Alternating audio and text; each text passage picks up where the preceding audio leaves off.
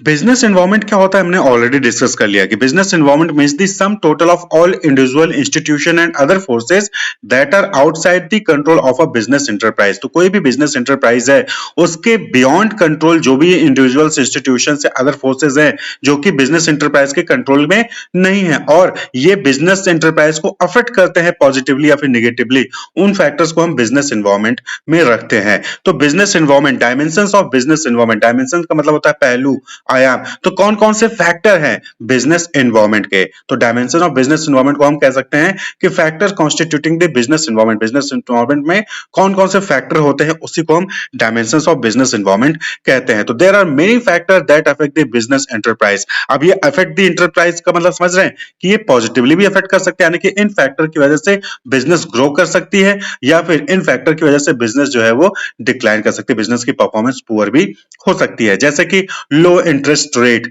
Rise in disposal income. Low interest rate का मतलब समझ रहे हैं कि लोग आसानी से कम इंटरेस्ट पे लोन ले सकते हैं। डिस्पोजल इनकम यानी कि वो इनकम जो कि खर्च करता है इंसान वो बढ़ रहा है। तो ऐसे केस में क्या होगा कि ऐसे केस में डिमांड बढ़ेगी। भाई इंटरेस्ट रेट मार्केट में कम है तो लोग ज्यादा से ज्यादा ऑटोमोबाइल लोन, कार लोन ये लेंगे और मार्केट में डिमांड बढ़ेगी, और जब मार्केट में डिमांड बढ़ेगी तो प्रोडक्शन बढ़ेगा, तो बिजनेस का प्रॉफिट भी वहां पर इंक्रीज होगा। Life expectancy, birth and death rate, different laws जो है, न्यू मशीनरी जो है, नया टेक्नोलॉजी आया वहां पर, या फिर गवर्नमेंट में चेंज हुआ है, तो ये सभी फैक्टर्स हैं जो कि अफेक्ट करती हैं बिजनेस इंटरप्राइज को पॉजिटिवली या फिर निगेटिवली। क्लियर? तो यहां पर ये जो फैक्टर्स है इन फैक्टर्स को नॉर्मली 5 मेजर ग्रुप में कैटेगराइज कर दिया गया है। जितने भी आउटसाइडर फैक्टर्स हैं, जितने भी आउटसाइड फैक्टर हैं बिजनेस के, उन सभी फैक्टर्स को 5 जो है कैटेगरी में ग्रुप कर दिया गया है। वो कौन कौन सी है? Economic environment, social environment, technological environment, political environment और लीगल एनवायरमेंट। क्लियर? तो इन 5 कैटेगरी में जो है इसको कैटेगराइज कर दिया गया है। जो डिफरेंट फैक्टर्स हैं उनको इन 5 ग्रुप में रख दिया गया है। इसको अगर आपको शॉर्ट फॉर्म में याद करना हो, दैट इज पेस्टल, PESTL, यानी कि पॉलिटिकल, इकोनॉमिकल, सोशल, टेक्नोलॉजिकल और लीगल। जब आप हायर क्लासेस में जाएंगे, ये तो एनसीईआरटी के बेसिस पे 5 कैटेगरी में जो है सभी फैक्टर को डिवाइड किया गया है, लेकिन जब आप हायर क्लासेस में जाते हैं तो वहां पे आपको जो है नेचुरल भी देखने को मिलेगा। नेचुरल एनवायरनमेंट, नेचुरल एनवायरनमेंट करने का मतलब क्या हो गया कि रॉ मटेरियल, ये जो खनिज पदार्थ होते हैं, भाई बिजनेस ऑर्गेनाइजेशन को प्रोडक्ट बनाने के लिए रॉ मटेरियल चाहिए, तो रॉ मटेरियल क्या है? वाटर, वाटर अवेलेबल है कि नहीं है, क्लाइमेट उस टाइप का अवेलेबल है कि नहीं है बिजनेस को परफॉर्म करने के लिए, तो वो नेचुरल एनवायरनमेंट भी एड ऑन हो जाता है। तो फिलहाल एनसीईआरटी में 5 टाइप के एनवायरनमेंट दिए गए हैं बिजनेस के, जो कि अफेक्ट करते हैं बिजनेस को पॉजिटिवली या फिर नेगेटिवली। तो एक एक करके हम यहाँ पर देखते हैं। तो सबसे पहले है इकोनॉमिक एनवायरनमेंट। इकोनॉमिक एनवायरनमेंट में वो फैक्टर्स आते हैं जो कि supply of money, demand, industry, इन सबसे रिलेटेड जो फैक्टर्स होते हैं उनको हम इकोनॉमिक एनवायरनमेंट में रखते हैं। जैसे कि अभी हमने डिस्कस किया interest rate, inflation rate. Inflation rate यानी कि rise in prices, change in disposal income of people, लोगों की जो डिस्पोजल इनकम है वो बढ़ रही है कि घट रही है। Stock market indices, value of rupee, जो अदर कंट्रीज के अकॉर्डिंग जो हमारी कंट्री की रुपी की वैल्यू है वो घट रही है या फिर बढ़ रही है डॉलर के अकॉर्डिंग या फिर यूरो के अकॉर्डिंग। तो ये सारे फैक्टर्स हैं जो कि इकोनॉमिक एनवायरनमेंट में आते हैं, और कहीं ना कहीं इनकी वजह से मार्केट में प्रोडक्ट की डिमांड जो है वो घटती है या फिर बढ़ती है। इंटरेस्ट रेट ज़्यादा है तो मार्केट में लोन लेंगे, कम लोग लेंगे लोन, तो इससे क्या होगा? डिमांड घटेगी। इंटरेस्ट रेट कम है तो लोग ज़्यादा लोन लेंगे और डिमांड ज़्यादा करेंगे। इन्फ्लेशन रेट ज़्यादा है यानी कि प्राइस ज़्यादा होगी, और प्राइस ज़्यादा होगी तो डिमांड कम हो जाएगी। Clear? Change in disposal income यानी कि लोगों के पास डिस्पोजल इनकम बढ़ रही है कि घट रही है। अगर घट रही है तो डिमांड कम करेंगे, बढ़ रही है तो डिमांड ज़्यादा करेंगे। क्लियर? तो ये सब फैक्टर्स हैं जो कि अफेक्ट करते हैं बिजनेस को, बिजनेस की डिमांड को। जैसे कि इंटरेस्ट रेट अगर कम है तो क्या होगा? प्रोडक्ट की डिमांड बढ़ेगी, भाई आसानी से लोग लोन ले सकेंगे, और प्रोडक्ट की डिमांड बढ़ेगी। प्रोडक्ट की डिमांड बढ़ेगी तो कंपनीज और ज़्यादा प्रोडक्शन करेंगे, कंपनीज को प्रॉफिट होगा। लेकिन वहीं पर अगर इन्फ्लेशन रेट बढ़ रहा है यानी कि प्राइस इंक्रीज हो रहा है, इन्फ्लेशन का मतलब क्या हो गया? Rate of increase in price over a given period of time, एक पर्टिकुलर पीरियड ऑफ टाइम में कितना इंक्रीज हो रहा है प्राइसेस में। तो अगर चीज़ों की प्राइसेस में इंक्रीज होगा यानी हाई इन्फ्लेशन रेट होगा, तो ये क्या है? ये बिजनेस के लिए कंस्ट्रेंट है, ये क्या है? बिजनेस के लिए रुकावट है। कहीं ना कहीं क्या होगा कि जो डिफरेंट रॉ मटेरियल है उसके प्राइसेस बढ़ेंगी, मशीनरी की प्राइसेस बढ़ेंगी, पेमेंट ऑफ वेजेस इंक्रीज हो जाएगा, सैलरी जो एम्प्लॉय को ज़्यादा देना पड़ेगा। तो इस केस में क्या होगा कि इस केस में जो है बिजनेस को प्रॉफिट होना कम हो जाएगा। तो इसलिए इकोनॉमिक इकोनॉमिक फैक्टर में डिफरेंट फैक्टर्स है और इनकी स्टडी करना बहुत ज़रूरी है टाइम टू टाइम। जैसे ही और इकोनॉमिक फैक्टर जो है ये पॉजिटिवली और नेगेटिवली अफेक्ट करते हैं बिजनेस ऑर्गेनाइजेशन को। तो इसके अलावा और भी फैक्टर्स हैं जो कि इकोनॉमिक एनवायरनमेंट में आते हैं, जैसे कि existing structure of the economic in terms of relative role of private and public sector. Private और पब्लिक सेक्टर का कितना रोल है और क्या स्ट्रक्चर है, यानी कि यहाँ पर पब्लिक सेक्टर ज़्यादा है या फिर प्राइवेट सेक्टर ज़्यादा है या फिर मिक्स्ड इकोनॉमी है। तो ये जो है यहाँ पर इंपॉर्टेंट होता है। Rate of growth of GNP, gross national product and per capita income at current and constant prices. तो यहाँ पर जो है जीएनपी और पर कैपिटा इनकम में क्या ग्रोथ होता है। Rate of saving and investment, किस हिसाब से किस रेट से जो है कस्टमर जो ह्यूमन बींग्स है जो इंडिविजुअल्स है वो सेव कर रहे हैं या फिर इन्वेस्ट कर रहे हैं। इंपोर्ट और एक्सपोर्ट का वॉल्यूम क्या है डिफरेंट आइटम का। बैलेंस ऑफ पेमेंट और फॉरेन एक्सचेंज रिजर्व में क्या चेंजेस हो रहे हैं। एग्रीकल्चर और इंडस्ट्रियल प्रोडक्शन ट्रेंड क्या है। Expansion of transportation communication facilities, क्या इसमें जो है इंक्रीज हो रहा है, क्या इसमें जो है फैसिलिटी जो है वो इंक्रीज हो रही है कि नहीं हो रही है। मनी सप्लाई कैसी है इकोनॉमी में। पब्लिक डेप्ट का क्या स्ट्रक्चर है, यानी कि गवर्नमेंट ने कितना लोन ले रखा है। Planned outlay in private and public sector, private और पब्लिक सेक्टर में कितना खर्च करने वाले हैं, उसका क्या जो है पूरा प्लानिंग है। तो ये सारे फैक्टर किस पे आ जाते हैं, इकोनॉमिक एनवायरनमेंट में आ जाते हैं।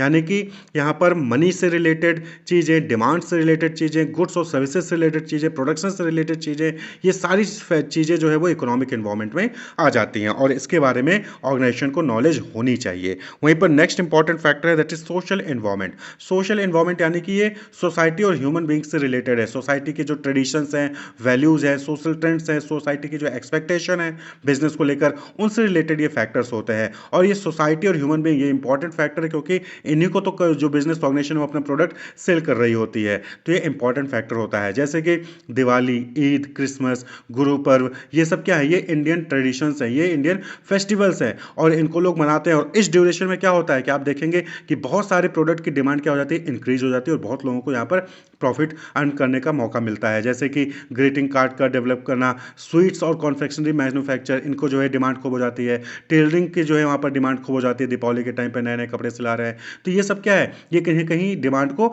इंक्रीज करते हैं। सोशल ट्रेंड देखेंगे, जैसे आजकल क्या हो गया कि हेल्थ और फिटनेस को लेकर ज़्यादा ट्रेंड चल रहा है कि लोग अपनी हेल्थ को ज़्यादा फोकस कर रहे हैं। तो इसकी वजह से क्या हो रहा है कि लोग organic food, gym, mineral water, food supplement, इनकी डिमांड ज़्यादा कर रहे हैं। तो सोशल एनवायरनमेंट को भी मॉनिटर करना बहुत इंपॉर्टेंट है, बहुत ज़रूरी है बिजनेस ऑर्गेनाइजेशन द्वारा। अगर आप जो सोसाइटी में नया चेंजेस हो रहा है, सोसाइटी में जो नया ट्रेंड चल रहा है, सोसाइटी क्या एक्सपेक्ट कर रही है बिजनेस से, ये बिजनेस ऑर्गेनाइजेशन नहीं जान रही हैं, तो उनको कहीं ना कहीं नुकसान होगा और कॉम्पिटिटर उनका आगे चला जाएगा। तो इसलिए सोसाइटी के बारे में भी इंफॉर्मेशन रखना जरूरी होता है। तो इनके अलावा और भी फैक्टर्स हैं जो कि सोशल इन्वायरमेंट में आते हैं, जैसे कि attitude toward product innovation, lifestyle, occupational distribution and consumer preference. तो सोसाइटी का क्या एटीट्यूड है प्रोडक्ट के इनोवेशन को लेकर, यानी नया नया प्रोडक्ट इनोवेट हो रहा है तो क्या सोसाइटी के लोग उसको पसंद कर रहे हैं या फिर डिसलाइक कर रहे हैं। लाइफस्टाइल में अगर कोई चेंज हो रहा है तो क्या उसको लाइक कर रहे हैं, डिसलाइक कर रहे हैं। तो ये सारे फैक्टर्स हैं जो कि सोशल इन्वायरमेंट में आते हैं और बिजनेस ऑर्गेनाइजेशन को इस चीज़ को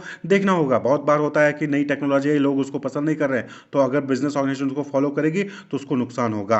concern with quality of life, society का क्या मानना है, क्या थॉट है क्वालिटी ऑफ लाइफ को लेकर। लाइफ एक्सपेक्टेंसी कितनी है, लाइफ एक्सपेक्टेंसी यानी कि कितना एक्सपेक्ट कर रहे हैं कि वो कितने साल तक जिएंगे, क्योंकि जो जितना ज़्यादा एक्सपेक्ट करेगा वो उस हिसाब से जो उसकी लाइफ स्टाइल होगी उस हिसाब से वो जो है प्रोडक्ट की डिमांड करेगा। एक्सपेक्टेशन फ्रॉम द वर्कफोर्स जो काम करने वाले लोग हैं, एम्प्लॉयज़ हैं, उनसे क्या एक्सपेक्टेशन है सोसाइटी का। Shift in the presence of women in the workforce, यानी कि ऑर्गेनाइजेशन में जो लोग काम कर रहे हैं उसमें वुमेन की प्रेजेंस कितनी हो रही है, क्या जो है सिर्फ मेल एम्प्लॉय काम कर रहे हैं या फिर वहाँ पर वुमेन का भी इन्वॉल्वमेंट है। बर्थ एंड डेथ रेट, किसी भी सोसाइटी में क्या बर्थ रेट चल रहा है, क्या डेथ रेट चल रहा है, यानी कि ज़्यादा बच्चे पैदा हो रहे हैं या फिर ज़्यादा लोग डेथ हो रहा है, ज़्यादा लोगों की डेथ हो रही है, तो इसका क्या रेट है, क्योंकि इसके हिसाब से भी जो है वहाँ पर डिमांड में फ्लक्चुएशंस आती हैं। पॉपुलेशन शिफ्ट, यानी कि जो जेंडर रेशियो है उसमें कुछ चेंज हो रहा है कि नहीं हो रहा है, पॉपुलेशन कैसे चेंज हो रही है, किसी भी सोसाइटी की पॉपुलेशन में क्या चेंजेज हो रहा है। क्लियर कि पहले मेल ज़्यादा थे, अब फीमेल ज़्यादा हो गई हैं, या फिर मेल फीमेल का रेशियो इक्वल है, तो ये पॉपुलेशन शिफ्ट हो गया। एजुकेशनल सिस्टम, लिटरेसी रेट कितनी है, 100% लिटरेसी है या फिर जो है वहाँ पर जो है लिटरेसी रेट कम है, तो उस हिसाब से भी वहाँ पर आपको देना होगा। भाई अगर जहाँ पर पढ़े लिखे लोग कम होंगे तो वहाँ की उनकी लाइफ स्टाइल अलग होगी, वो उनको प्रोडक्ट इनोवेशन से लेकर कोई ज़्यादा इन्वॉल्वमेंट जो है वहाँ पर नॉलेज नहीं होगी और उसको जो उसका कोई इम्पैक्ट उनके ऊपर नहीं पड़ेगा। तो ये जो है फैक्टर्स होते हैं। कंजम्पशन हैबिट कैसी है, यानी कि वो लोग कितना कंजम्पशन कर रहे हैं, किस तरीके का कंजम्पशन कर रहे हैं, घर पे ही खाना बनाते हैं फिर रेस्टोरेंट पे भी जाना पसंद करते हैं, तो कंजम्पशन हैबिट कितना है, मंथली या वीकली या फिर जो है ईयरली जो है शॉपिंग करने जाते हैं, कंपोजिशन ऑफ फैमिली कैसी है, न्यूक्लियर फैमिली है या फिर ज्वाइंट फैमिली है। तो ये सारे फैक्टर्स आते हैं जो कि सोशल इन्वायरमेंट में होते हैं और ये फैक्टर्स जो है अफेक्ट करते हैं किसी भी बिजनेस ऑर्गेनाइजेशन को, एंटरप्राइज को। नेक्स्ट जो इन्वायरमेंट है दैट इज टेक्नोलॉजिकल इन्वायरमेंट, यानी कि टेक्नोलॉजी में क्या इंप्रूवमेंट हो रहा है। आप देखेंगे तो आज के टाइम पे गुड्स और सर्विस को प्रोड्यूस करने के लिए नई नई टेक्नोलॉजीज आ रही है जहां पर ह्यूमन रिसोर्स की रिक्वायरमेंट कम है, यानी कि लोगों की रिक्वायरमेंट कम है, सारा काम मशीन से हो जाता है। इसी तरीके से बिजनेस को ऑपरेट करना है तो उसमें बहुत सारे जो है वहां पर आजकल एआई का टूल यूज हो रहा है और भी मल्टीपल जो है सॉफ्टवेयर का इस्तेमाल हो रहा है जहां पर ऑटोमेटेड हो गया सारा कुछ, यानी कि यहाँ पर कस्टमर ने एक ऑर्डर प्लेस किया, वहां पर डिलीवरी तक का काम पूरा का पूरा ऑटोमेटेड हो गया है। तो टेक्नोलॉजिकल इन्वायरमेंट, ये टेक्नोलॉजिकल इन्वायरमेंट होता है। तो मार्केट में, सोसाइटी में या फिर बिजनेस इन्वायरमेंट में जब टेक्नोलॉजी में कोई नया जो है वहां पर चेंजेस आता है तो उसके बारे में बिजनेस को, एंटरप्राइज को नॉलेज होनी चाहिए, क्योंकि अगर कोई भी बिजनेस या फिर एंटरप्राइज पुराना टेक्नोलॉजी यूज कर रहा होगा तो वो कॉम्पीट नहीं कर पाएगा मार्केट में, क्योंकि कॉम्पिटिटर नया टेक्नोलॉजी यूज करेंगे और वो आपसे ज्यादा तेज होंगे।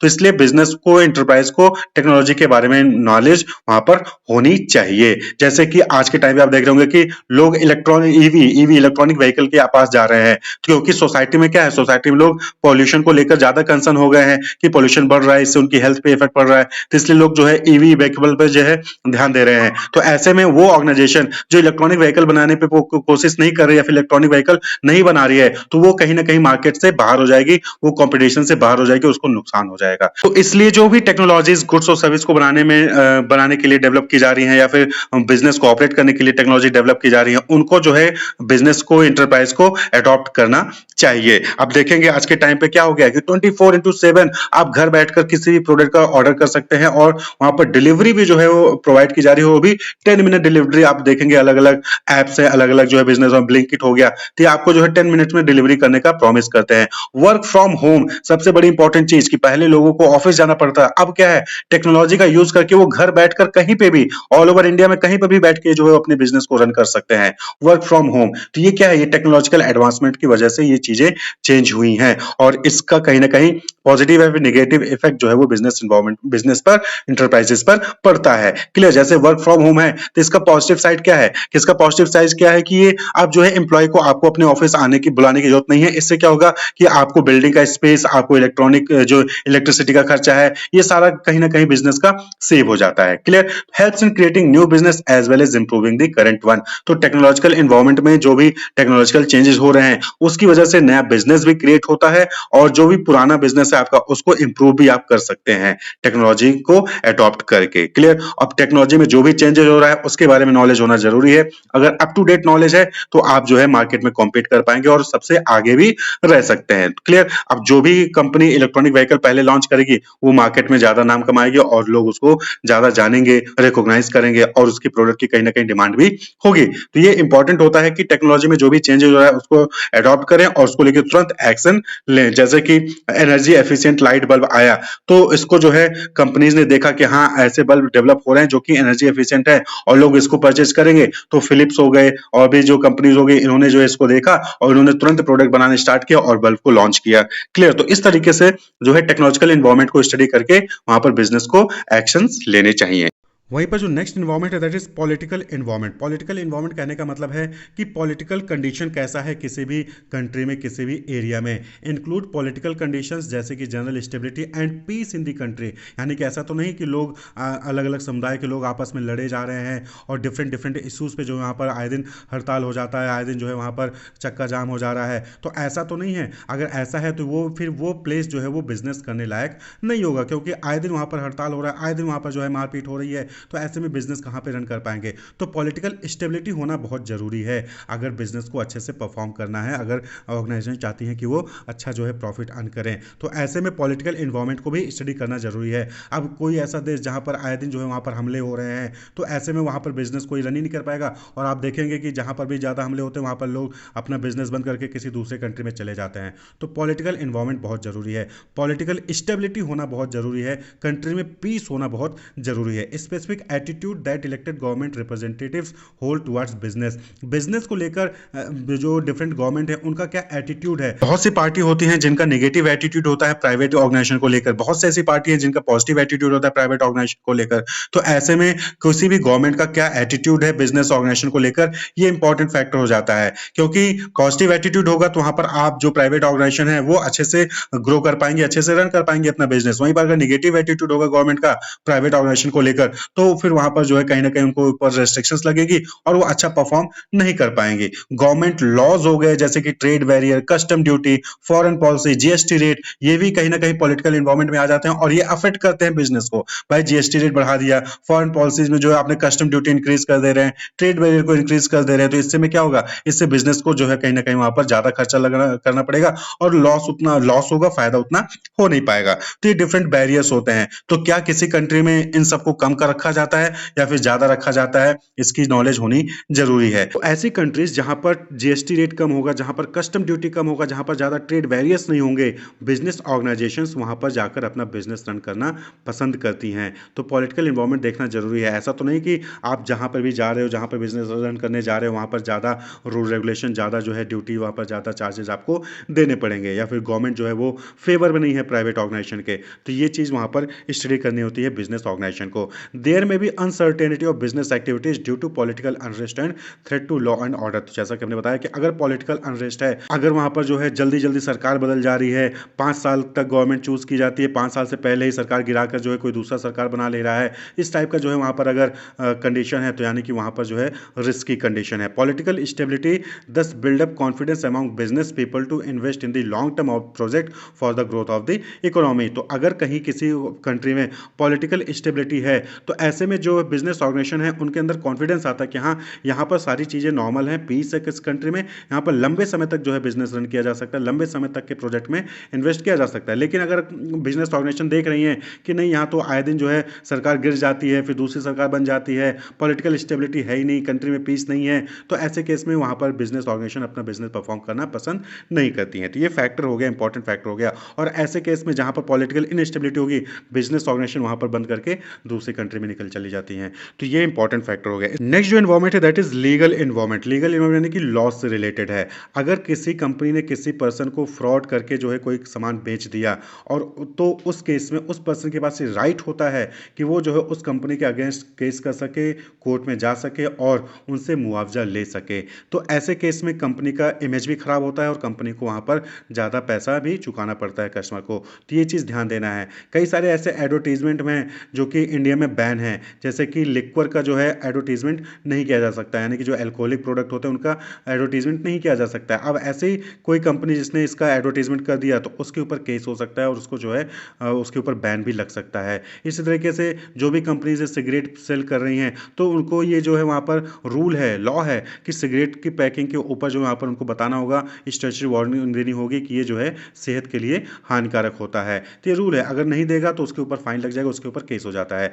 तो किसी भी बिजनेस ऑर्गेनाइजेशन को किसी भी कंट्री में बिजनेस रन करने से पहले वहाँ की लीगल इन्वायरमेंट यानी कि वहाँ के लॉज, वहाँ के रूल रेगुलेशन के बारे में नॉलेज होना चाहिए। तो ये लॉज, ये रूल जो है वो वहाँ की गवर्नमेंट जो होती है वो, या फिर जो कोर्ट है, या फिर जो डिफरेंट कमीशन और एजेंसीज हैं वो लोग जो पास करते हैं, उसके बारे में नॉलेज होना चाहिए। वो central level, state level, local level पे हो सकती है, यानी कि सेंट्रल गवर्नमेंट अलग रूल बना रखी है, स्टेट जो है गवर्नमेंट ने अलग रूल बना रखा है, लॉज बना रखा है। तो ये जो है उसके बारे में एडिक्वेट नॉलेज होनी चाहिए बिजनेस ऑर्गेनाइजेशन को, जिससे कि वो अच्छे से परफॉर्म कर सके। Non compliance of laws can land the business enterprise into legal problem. तो लीगल प्रॉब्लम्स आ सकती हैं अगर किसी भी बिजनेस ऑर्गेनाइजेशन ने स्टेट या फिर सेंट्रल के लॉज को फुलफिल नहीं किया। जैसा कि हमने बताया कि एडवर्टीजमेंट का जो रूल है कि अगर वो एडवर्टीजमेंट के लॉज को, रूल्स को नहीं फॉलो करती है तो उनके ऊपर वहाँ पर जो है लीगल एक्शंस लिए जा सकते हैं। क्लियर? आपने कई सारे ऐसे केसेस सुने होंगे कि जो है किसी कस्टमर को गलत प्रोडक्ट दे दिया गया, उसके बाद उस कस्टमर ने केस किया और कंपनी को वहाँ पर ज़्यादा पैसा वहाँ पर कस्टमर को चुकाना पड़ता है और साथ ही साथ उसकी इमेज भी खराब हो जाती है। तो इंडिया में बात करें तो इंडिया में बहुत सारे ऐसे एक्ट्स हैं जो कि गवर्नमेंट द्वारा पास किए गए हैं जो कि बिजनेस के ऊपर एप्लीकेबल होते हैं। जैसे कि सबसे पहली चीज़ की कॉन्स्टिट्यूशनल प्रोविजंस तो एप्लीकेबल होगा ही, उसके बाद फिर कंपनीज एक्ट 2013 है, industrial development and regulation act 1951 है, foreign exchange management act and the import and export control act 1947 है, फैक्ट्रीज एक्ट 1948 है, ट्रेड यूनियन एक्ट है, वर्कमैन कंपनसेशन एक्ट है, इंडस्ट्रियल डिस्प्यूट एक्ट है, कंज्यूमर प्रोटेक्शन एक्ट है, competition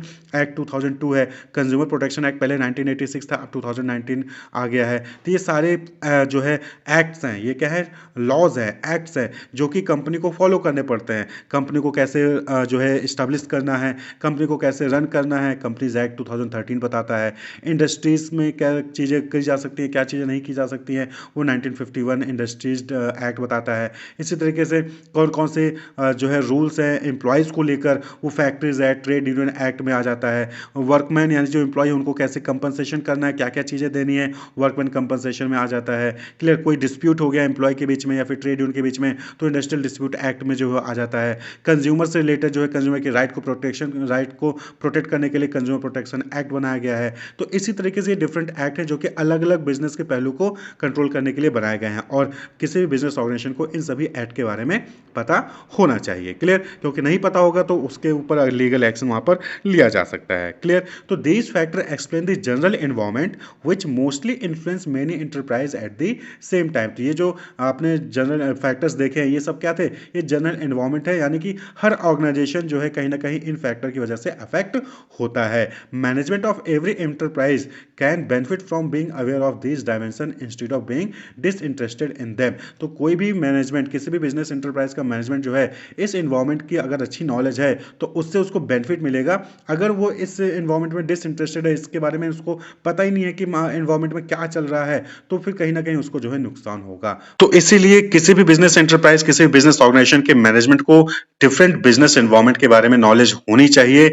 उसको जो है कंटिन्यूस बेसिस पे इन एनवायरमेंट को स्कैन करना चाहिए, और क्या चेंजेस हो रहे हैं, क्या चीजें जो है नई चीजें डेवलप हो रही हैं, उसके बारे में अवेयरनेस होनी चाहिए, जिसके अकॉर्डिंग वो अपने एक्टिविटीज को, अपने बिजनेस ऑर्गेनाइजेशन को जो है वहां पर सेट कर सके। Wish you all the best, keep watching.